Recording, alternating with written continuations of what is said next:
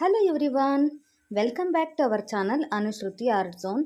Friends, ಇವತ್ತಿನ ವಿಡಿಯೋದಲ್ಲಿ ನೀವು ನೋಡ್ತಾ ಇರೋದು ಹಳೆ ಬಟ್ಟೆಗಳನ್ನು ಯೂಸ್ ಮಾಡಿಕೊಂಡು ಯಾವ ರೀತಿ ನಾವು ಒಂದು ಉಪಯುಕ್ತವಾಗಿರುವಂತಹ ವಸ್ತುನ ರೆಡಿ ಮಾಡಬಹುದು ಅನ್ನೋದನ್ನು ತೋರಿಸ್ತಾ ಇದ್ದೀನಿ.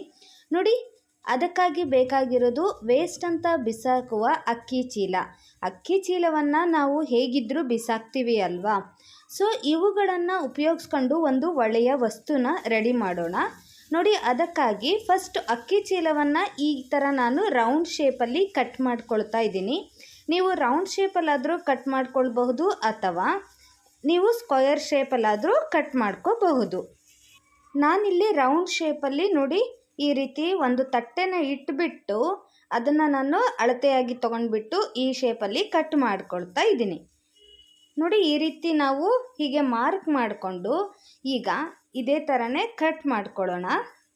ಫ್ರೆಂಡ್ಸ್, ಈಗ ಆಲ್ರೆಡಿ ನಮ್ಮ ಚಾನಲಲ್ಲಿ ಅಕ್ಕಿ ಚೀಲವನ್ನು ಯಾವ್ಯಾವ ರೀತಿ ಯೂಸ್ ಮಾಡಬಹುದು ಅಂತ ಹೇಳಿ ತಿಳಿಸಿದ್ದೀವಿ.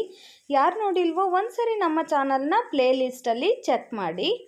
ನೋಡಿ, ಈಗ ಆಲ್ರೆಡಿ ನಾವು ಇದನ್ನು ಕಟ್ ಮಾಡ್ಕೊಂಡು ಬಂದ್ವಿ. ಇಲ್ಲಿ 2 ಪೀಸು ರೆಡಿ ಇದೆ. ಇವಾಗ ನಾನು ಹಾಗಾಗಿ ಇಲ್ಲಿ 2 ಪೀಸ್ ರೆಡಿ ಮಾಡಿಬಿಟ್ಟು ನಿಮಗೆ ತೋರಿಸ್ತೀನಿ. ನೋಡಿ, ಅಕ್ಕಿ ಚೀಲವನ್ನು ಫಸ್ಟ್ ನಾನು ಈ ರೀತಿ ಕಟ್ ಮಾಡಿ ಇಟ್ಕೊಂಡಿದ್ದೀನಿ. ಈಗ ವೇಸ್ಟ್ ಅಂತ ಬಿಸಾಕುವ ಹಳೆಯ ಬಟ್ಟೆನ ತಗೊಳ್ಳಿ. ನಾನಿಲ್ಲಿ ಹಳೆ ನೈಟ್ ಪ್ಯಾಂಟನ್ನು ತೊಗೊಂಡಿದ್ದೀನಿ.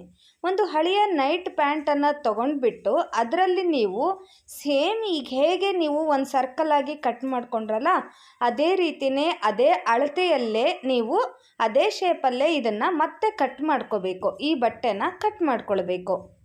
ನೋಡಿ, ಅದಕ್ಕಾಗಿ ನಾನಿಲ್ಲಿ ನೈಟ್ ಪ್ಯಾಂಟಿನ ಇದನ್ನು ಇಟ್ಬಿಟ್ಟು ಅಳತೆಗೆ ಹೀಗೆ ಇಟ್ಬಿಟ್ಟು ಇದೇ ಶೇಪಲ್ಲೇ ನಾನೀಗ ಇದೇ ಅಳತೆಯಲ್ಲೇ ನಾನು ಇದನ್ನು ಕಟ್ ಮಾಡ್ಕೊಳ್ತೀನಿ. ನೋಡಿ, ಈ ರೀತಿ ಈಗ ನಾವು ಕಟ್ ಮಾಡಿ ತಗೊಂಡು ಬಂದಾಗಿದೆ. ಹೀಗೆ ನಮಗೆ ಇದರಲ್ಲೂ ಕೂಡ 2 ಪೀಸು ರೆಡಿಗೆ ಸಿಗುತ್ತೆ ಅಲ್ವಾ? ಈಗ ನಾವು ಇದನ್ನು ಅಕ್ಕಿ ಚೀಲದಿಂದ ಕಟ್ ಮಾಡ್ಕೊಂಡಿದ್ವಲ್ಲ ಅದನ್ನು ಎರಡೂ ಕೂಡ ನಾವು ಜಾಯಿಂಟ್ ಮಾಡಿಬಿಟ್ಟು ಸ್ಟಿಚ್ ಮಾಡೋಣ.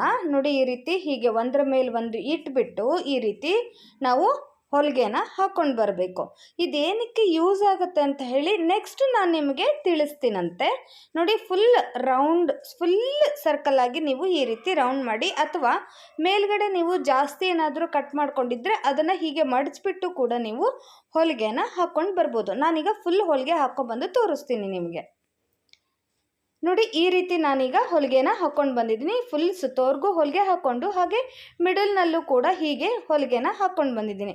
ಇದೇನಕ್ಕೆ ನಾವು ಯೂಸ್ ಮಾಡಬಹುದು ಅಂದರೆ ಡೈನಿಂಗ್ ಟೇಬಲ್ಗಳಲ್ಲಿ ಮ್ಯಾಟ್ಗಳಿರುತ್ತಲ್ವ, ಆ ಮ್ಯಾಟ್ಗಳಾಗಿ ಇದನ್ನು ನಾವು ಯೂಸ್ ಮಾಡ್ಕೋಬಹುದು. ಡೈನಿಂಗ್ ಟೇಬಲ್ನಲ್ಲಿ ನೇರವಾಗಿ ನಾವು ಬಿಸಿದು ಏನು ಇಡೋಕ್ಕಾಗೋದಿಲ್ಲ ಅಲ್ವಾ? ಸೊ ಹಾಗಾಗಿ ಇವುಗಳನ್ನು ನೀವು ಇಟ್ಬಿಟ್ಟು ಇದರ ಮೇಲೆ ನೀವು ಬಿಸಿ ತಟ್ಟೆ ಅಥವಾ ಬಿಸಿದು ಸಾಂಬಾರಿನ ಪಾತ್ರೆ, ಬಿಸಿದು ಕುಕ್ಕರು ಹೀಗೆ ನೀವು ಇಡಬಹುದು. ಬಿಸಿ ಕೆಳಗಡೆ ಡೈನಿಂಗ್ ಟೇಬಲ್ಗೂ ತಾಗೋದಿಲ್ಲ.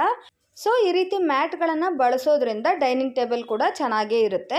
ನೋಡಿ, ಈ ರೀತಿ ನಾವೇ ಮನೆಯಲ್ಲೇ ತಯಾರಿಸ್ಕೋಬಹುದು. ತುಂಬ ದುಡ್ಡು ಕೊಟ್ಬಿಟ್ಟು ನಾವು ತರೋದಕ್ಕಿಂತ ನಾವು ಈ ರೀತಿ ಮನೆಯಲ್ಲೇ ಮಾಡಿಕೊಂಡ್ರೆ ನಮ್ಮದು ಹಣದ ಉಳಿತಾಯ ಕೂಡ ಆಗುತ್ತೆ. ಹಾಗೆಯೇ ಹಳೆ ಬಟ್ಟೆಗಳನ್ನು ರೀಯೂಸ್ ಮಾಡಿದ ಹಾಗೂ ಆಗುತ್ತೆ, ಅಕ್ಕಿ ಚೀಲಗಳನ್ನು ರೀಯೂಸ್ ಮಾಡಿದ ಹಾಗೂ ಆಗುತ್ತೆ.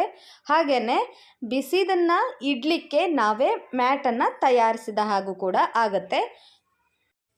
ನೋಡಿ, ನಿಮಗೆಲ್ಲ ಈ ವಿಡಿಯೋ ಇಷ್ಟ ಆಯಿತು ಅಂದ್ಕೊಂಡಿದ್ದೀನಿ. ಇಷ್ಟ ಆದರೆ ಮರೀದೇನೆ ಲೈಕ್ ಮಾಡಿ, ಹಾಗೆ ನಿಮ್ಮ ಫ್ರೆಂಡ್ಸ್ ಆ್ಯಂಡ್ ಫ್ಯಾಮಿಲಿಗೂ ಕೂಡ ಶೇರ್ ಮಾಡಿ. ನಿಮಗೇನಾದರೂ ಈ ವಿಡಿಯೋ ಯೂಸ್ ಆಗುತ್ತೆ ಅನಿಸಿದರೆ ದಯವಿಟ್ಟು ಲೈಕ್ ಮಾಡದೆ ಹಾಗೆ ಹೋಗ್ಕೊಡ್ದು. ಓಕೆ, ಯಾರಾದರೂ ನಮ್ಮ ಚಾನಲ್ನ ಸಬ್ಸ್ಕ್ರೈಬ್ ಮಾಡ್ದೇ ನೋಡ್ತಾ ಇದ್ದರೆ ಪ್ಲೀಸ್ ಈಗಲೇ ಸಬ್ಸ್ಕ್ರೈಬ್ ಮಾಡಿ, ಹಾಗೆ ಈ ಕನ್ನಡ ಚಾನಲ್ನ ಪ್ರೋತ್ಸಾಹಿಸಿ.